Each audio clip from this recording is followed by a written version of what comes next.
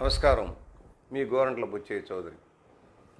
ఈరోజు ప్రపంచవ్యాప్తంగా కరోనా మహమ్మారి దాదాపుగా 37 లక్షల మంది వారు వ్యాధిగ్రస్తులయ్యారు. ఇప్పటికే 2,55,000 మంది మరణించారు.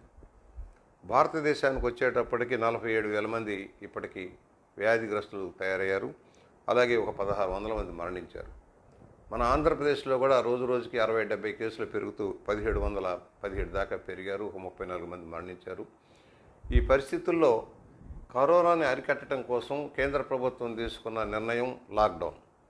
ఈ లాక్డౌన్లో కొంత రిలాక్సేషన్ ఇవ్వాల్సిన పరిస్థితులు వస్తూ ఉన్నాయి. దాదాపుగా 48 రోజులు 50 రోజులు గడిచిన తర్వాత పనులు కోల్పోయిన వాళ్ళు, అదేవిధంగా వ్యవసాయ పనులు ఆగిపోవటం, ఫ్యాక్టరీలన్నీ ఆగిపోవటం, ఎక్కడికక్కడే స్తంభించిన పరిస్థితి, ఆర్థిక జీవనాడి అంతా దెబ్బతినే పరిస్థితి వచ్చింది. ఈ పరిస్థితిలో ప్రభుత్వాలు కొన్ని రిలాక్సేషన్లు ఇచ్చే కార్యక్రమం మనం చేస్తున్నాయి. ఇవాళ రాష్ట్ర ప్రభుత్వాలు కూడా కేంద్ర ప్రభుత్వాన్ని ఒప్పించి మద్యం షాపులు తెరిచేదానికి అనుమతి తెచ్చుకున్నాయి. మద్యం ఆదాయం ఎక్కువగా ఉంది. ఎందుకంటే ఈ రోజున రాష్ట్రాల ఆదాయంలో రెండో ఆదాయంగా ఈ మద్యం ఆదాయం ఉంది చాలా రాష్ట్రాల్లో. ఒకటి పెట్రోల్ డీజిల్ మీద వచ్చే పన్నులు అయితే, రెండోది ఈ రోజున ముఖ్యంగా ఈ మద్యం మీద ఆధారపడ్డారు. ఇది సరైందని మనం అనుకోకూడదు. ఎందుకంటే మద్యం ఆదాయం వల్ల సామాన్య మధ్యతరగతి ప్రజలు ఎక్కువగా ఈ వ్యసనానికి అలవాటు పడి ఆర్థికంగా దెబ్బతింటూ ఉన్నారు. కుటుంబాలు దెబ్బతింటున్నాయి. అనారోగ్యం పాలయ్యి ఆసుపత్రి ఖర్చులు కూడా పెరగడానికి ఒక కారణం అవుతుంది. ఇది ఆదాయ మార్గంగా చూసుకోవడం సరైంది కాదనేది నా భావన. ఒకవైపు ఉచిత సంక్షేమ పథకాల కింద భారీగా వెచ్చిస్తున్న రాష్ట్ర ప్రభుత్వాలు వాళ్ళ కాళ్ళ మీద వాళ్ళు నిలబడేలాగా, స్వావలంబన సాధించేలాగా వారి కార్యాచరణ ఇవ్వాల్సిన బదులు కేవలం వారికి మద్యం అమ్మి దాని మీద వచ్చిన ఆదాయం మళ్ళీ సంక్షేమాన్ని ఖర్చు పెడతామంటే ఇది సరైన విధానం అని నేను అనుకోవటం లేదు. అందువల్లనే ఇవాళ మేము మాట్లాడేది ఈ సంక్షేమ కార్యక్రమాలు కూడా స్వయం ఉపాధి లభించేలాగా చేయాలి. వాళ్ళ కాళ్ళ మీద వాళ్ళకి నిలబడేలాగా చేయాలి. దానికి ఏవైనా కార్యక్రమాలు చేస్తామో క్లియర్గా ఉండాల్సిన అవసరం ఉంది. ఇవాళ ఏదైతే నిన్నటి రోజున అకస్మాత్తుగా మద్యం షాపులన్నీ ఓపెన్ చేశారు ఆంధ్రప్రదేశ్లో, మనం చూసాం. ఎక్కడ చూసినా కూడా గుంపులుగా ఒకరికొకరికి ఆనుకొని మాస్కులు లేకుండా ఏ విధంగా ఉన్నారు. కేంద్ర ప్రభుత్వం ఇచ్చిన మార్గదర్శకత్వాలకు వ్యతిరేకంగా గుంపులుగా రావటం, సరైన కార్యాచరణ లేని పర్యవసానంగా ఈ లాక్డౌన్ ఎఫెక్ట్ అంతా పోయింది. ఈ 48 రోజులు పడ్డ కష్టమంతా పోయింది. ఇన్ని రోజులు మద్యం లేకుండా లేరా ఎన్నాళ్ళు? 2 రోజులు కరెక్ట్ అయిన ప్రణాళిక వేసుకొని లాక్డౌన్ ఎఫెక్ట్ ఉండేలాగా, దూరం పాటించేలాగా, మాస్కులు ఉండేలాగా ఒక సిస్టమ్ చేసుకోవడంలో రాష్ట్ర ప్రభుత్వం ఫెయిల్యూర్ అయింది. అదే చెప్పాము నిన్నటి రోజున డిబేట్ 9 టీవీ డిబేట్లో. అక్కడ ఎవరైతే రజనీకాంత్ గారు సీనియర్ జర్నలిస్ట్ ఉన్నారు, కాంగ్రెస్ పార్టీ మంత్రి వెల్లంపల్లి శ్రీనివాస్ గారు ఉన్నారు, బీజేపీ తరఫున ఉన్నారు. మేము మాట్లాడాం. ఏం తప్పు మాట్లాడాలి? ఆ రోజు మేమేమన్నాం, మీరు దీనికంటే ఒకేసారి ఇంతమందిని ఈ కరోనా ఎఫెక్టు, ఈ లాక్డౌన్ ఎఫెక్ట్ పోయేలాగా చేసే కంటే మీరు ఏదైతే 250 మందికి ఒక వాలంటీర్ని పెట్టారో ఆ వ్యవస్థ ద్వారా ఎవరైతే ఉన్నారో వాళ్ళ ద్వారా సప్లై ఇచ్చిన ఈ ప్రాబ్లం లేదు. ఎందుకంటే ఛత్తీస్గఢ్ ప్రభుత్వం అక్కడ ఇదే విధానం అవలంబిస్తుంది. స్టేట్ మార్కెటింగ్ కార్పొరేషన్ ద్వారా వెబ్ పోర్టల్లో బుక్ చేసి ఇంటింటికి పంపిస్తూ ఉన్నారు. నేను తప్పేమంటలా మేము కూడా. అలాగే జైపూర్లో కూపన్ల విధానం పెట్టారు. ఎలాగైతే తిరుపతిలో స్లాట్ దర్శనాలు ఉంటాయో అలాగే స్లాట్ ప్రకారం ఈ టైంకి రండి అని ఇస్తూ ఉన్నారు. దాన్ని ఏదో నేరంగా చెబుతున్నారు. కేంద్ర ప్రభుత్వం వాళ్ళు ఏం చెబుతుంది, జన ఔషధి మందులు కూడా మెయిల్ చేస్తే ఇంటికి పంపిస్తామంటున్నారు. మేమేమంటున్నాం, ఇది ఈ మహమ్మారిని, ఈ మందు తాగే వ్యసనాన్ని తగ్గించాలంటే కొంత రిస్ట్రిక్షన్ అనేక రుగ్మతలు వచ్చినప్పుడు ప్రచారం భారీ ఎత్తున చేసి, ఎలాగే గ్రామాలను అభివృద్ధి చేయాలనో, గ్రీన్ అనో, లేకపోతే ఎయిడ్స్ మీదో ఏ విధంగా ప్రచారం చేశామో, అన్ని వ్యాధుల మీద ఎలా ప్రచారం చేస్తామో అలాగే దీన్ని కూడా ఒక వ్యసనం, దీన్ని మానిపించడం కోసం ప్రయత్నం జరగాలి. ఆదాయం చూసుకుంటా ఉన్నారు. రాష్ట్ర ప్రభుత్వ ఆదాయం 6,000 నుంచి ఇప్పుడు 15,000 కోట్లకు పెంచుతున్నారంటే ఎక్కడిది డబ్బు? మధ్య తరగతి చిన్నవాళ్ళు, పెద్దవాళ్ళ కంటే కూడా ఈ చిన్నవాళ్ళు బానిసలు అయిపోయి ఈ డబ్బు అంతా మళ్ళీ ప్రభుత్వానికి వస్తే, మళ్ళీ ప్రభుత్వం సంక్షేమకి ఇస్తే ఇది రొటేషన్ లాగా అయిపోతుంది. ఇది కరెక్ట్ కాదు. అందుకనే మేమేమన్నాం, దీనికి ప్రభుత్వం ముఖ్యమంత్రి గారు చెప్పారు, దీనికి తాగేవారు కార్డు ఇస్తామన్నారు. ఓకే, సంతోషం. కార్డు ఇస్తామన్నారు, ఇవ్వండి. ఆధార్ కార్డు అనుసంధానం చేయండి. ఆధార్ కార్డుకు అనుసంధానం చేసి వాళ్ళు ఎంత తాగుతారు? మామూలు పారామెడికల్ ప్రకారం, మెడికల్ జర్నల్స్ ఏదైనా చెప్పే ప్రకారం ఏదో లిమిటెడ్గా తీసుకుంటే ప్రమాదం లేదు, కానీ ఎక్కువగా తీసుకుంటే ప్రమాదం అని చెప్పినప్పుడు ఒక బాటిల్ అంటే 750 ml ఫర్ మంత్. అంతకంటే మించి తాగాడు అనుకో, వాళ్ళ అనారోగ్యాలు దాన్ని మీరు ఎందుకు నియంత్రించలేదు? ఆ కార్డు ప్రకారమే ఇంతకంటే కోటా రాదు. అది మీరు వ్యవస్థ ద్వారా ఇవ్వండి.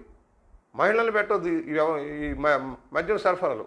కేవలం యువకులనో ఎవరినో పెట్టి అవి సప్లై చేసి కోటా ఇంతకంటే ఇవ్వకూడదంటే ఒకటి కంట్రోల్ వస్తుంది, వ్యసనం తగ్గాలి. ఇప్పుడు మీరు ధరలు పెంచాము, దానివల్ల తాగుడు మానరు. వాడు ధరలు పెంచేసామంటే తాగుడు మానరు. ఆ ధరల వల్ల మళ్ళీ కుటుంబంలో పడిపోతుంది, దెబ్బ పడిపోతుంది. మీరు 250 మందికి ఒక వాలంటీర్ని పెట్టారు. ఆ వాలంటీర్ ద్వారా బియ్యం కానీ, రేషన్ కానీ, లేకపోతే పెన్షన్లు కానీ ఇప్పిద్దామన్నారు.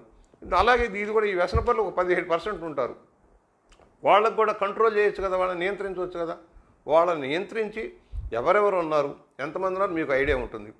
వారికి ఏదన్నా ఎక్కువ వాడారు, ఎక్కువ తాగుతున్నాడు, మీకు పెన్షన్ పోతుంది, లేకపోతే మీకు ఇల్లు రాదు అనే ఒక కండిషన్ తీసుకొస్తే తాగుడు తగ్గిస్తారు కదా, కుటుంబాలు బాగుపడతాయి కదా. ఆలోచన చేయకుండా మా మీద బురద జల్లేలాగా సోషల్ మీడియాలో వైఎస్ఆర్ పార్టీ వాళ్ళు ఇష్టరాజ్యంగా బూతులు, పచ్చిబూతులు, అసలు సభ్య సమాజం హర్షించేలాగా కాకుండా ఇష్టారాజ్యంగా పెట్టి చెప్పిన సలహాలను కూడా రాంగ్ ట్రాక్లో పట్టించేలాగా చేయటం చాలా దురదృష్టకరం. మేము ఒకటే చెబుతున్నాం, అనేక రాష్ట్రాలు వాళ్ళు ఆలోచిస్తున్నాయి. మద్యం ఆదాయం కంటే ఈ మద్య వ్యసనం ఎలా తగ్గించాలి, ఏ విధంగా ఈ తాగుడు వ్యసనాన్ని మానిపించాలో ప్రయత్నం చేయాల్సిన అవసరం ఉంది. దీనికోసం ఈ బడ్జెట్ వల్ల మనం మందులకి మెడికల్ మీద ఖర్చు పెట్టాల్సిన పరిస్థితి వస్తుంది. ఇవాళ చూసాం 48 రోజుల్లో మద్యం లేకుండా బతకగలిగారు, ఇప్పుడు బతకలేరా? అది మన ఉద్దేశం. అందువల్ల ఇవాళ సారా పెరుగుతుంది. మీరు రేట్లు పెంచే కొద్దీ సారా పెరుగుతుంది, సారా విపరీతంగా పెరుగుతుంది. మరి దాన్ని కట్టడి చేయాలి కదా. ఒకటి అసలు వ్యసనం, వాళ్ళ సిగరెట్ వాడకం తగ్గుతుంది, చుట్టా బీడీ సిగరెట్, పాన్ గుట్కాలు తగ్గుతున్నాయి. ప్రచారం, ప్రభుత్వం చేసే ప్రచారం. ఇవాళ క్యాన్సర్ వస్తుందని హాస్పిటల్స్లో లేదా సినిమా థియేటర్స్లో ఎందుకు వేస్తున్నాం? సినిమా మధ్యలోనూ ముందు వేస్తామన్నాం, అది చూసి కొంత మానుతా ఉన్నారు. స్మోకింగ్ తగ్గుతూ ఉంది. అలాగే మద్యాన్ని మానిపించడం కోసం ప్రయత్నం చేయాలి. దానికి ఒక వ్యవస్థ ద్వారా వాడుకోండి అంటే అదేదో వాలంటీర్లు ఏదో ఇన్సల్ట్ చేశారు, హ్యూమిలియేట్ చేశారు. మీరు పెట్టిందే డబ్బులు ఇచ్చి పెట్టినందుకు ఆ వ్యవస్థ ద్వారా మీరు అన్నీ ప్రతిదీ ఇంటికే చేరుస్తానన్నారు. దాన్ని రాంగ్ ట్రాక్ పట్టించడం చాలా దురదృష్టకరం. ఎవరైతే సోషల్ మీడియా ద్వారా మీకు దొరికింది ఏదో లడ్డూ దొరికినట్టుగా ఇష్టం వచ్చినట్టుగా మాట్లాడడం సరైనది కాదు. దాన్ని పూర్తిగా కూడా నేను ఖండిస్తున్నాను. మీరు ఏం చేసినా ఉన్న మాటని అనుభవంలో చెప్పేది స్వీకరించాల్సిన అవసరం ఉంది. మేము మరలా చెబుతున్నాం, ఇవాళ ఆదాయాన్ని మద్యం వ్యాపారాన్ని ఆదాయంగా చూడవద్దు. మీరు సంపూర్ణ మద్యపాన నిషేధం అన్నప్పుడు నిన్న వచ్చిన సువర్ణావకాశాన్ని వాడుకోండి. 48 రోజులు మానేశారు, ఇంకా కొన్ని రోజులు మానలేరా? ఆదాయం కోసం కాదా మీరు వెళ్తుంది? ఎందుకు పెంచారు రేట్లు? 75% పెంచారు. 70% అంటే ఎంత? రెట్టింపు. ఒక రోజులో వాడు సంపాదించిన దాంట్లో దీనికే ఖర్చు పెడతాడు, ఆగడు. వాడికి అవసరం కనుక తాగుడు అవసరం కనుక వెళ్ళిపోతాడు. దానివల్ల కుటుంబం భారం పడబోతుంది, కుటుంబం మీద భారం పడుతుంది. అది మేము చెప్పే విధానం వెరీ క్లియర్. ఈ కరోనా మహమ్మారి ఎన్నాళ్ళు ఉంటుందో తెలియని పరిస్థితి. యూరోప్ లాగానో, అమెరికాలో లాగానో, చైనా లాగానో మన దగ్గర కూడా పరిస్థితి వస్తే చాలా భయానకరం. ఎందుకంటే ఇక్కడ జనసాంద్రత ఎక్కువ, జనాభా ఎక్కువ, డెన్సిటీ ఎక్కువ. ఈ లాక్డౌన్ ఎఫెక్ట్ అందుకని పొడిగించుకుంటూ వెళ్తా ఉన్నారు రాష్ట్రాల్లో. దీన్ని మనం ఎందుకు నిర్వీర్యం చేసుకున్నాం? ఎందుకు నిర్వీర్యం అయిపోయింది? ఈ రోజుకి అదే పరిస్థితి. షాపుల దగ్గర క్యూలు గంటలు. దానికోసం చెప్పాను విధానం.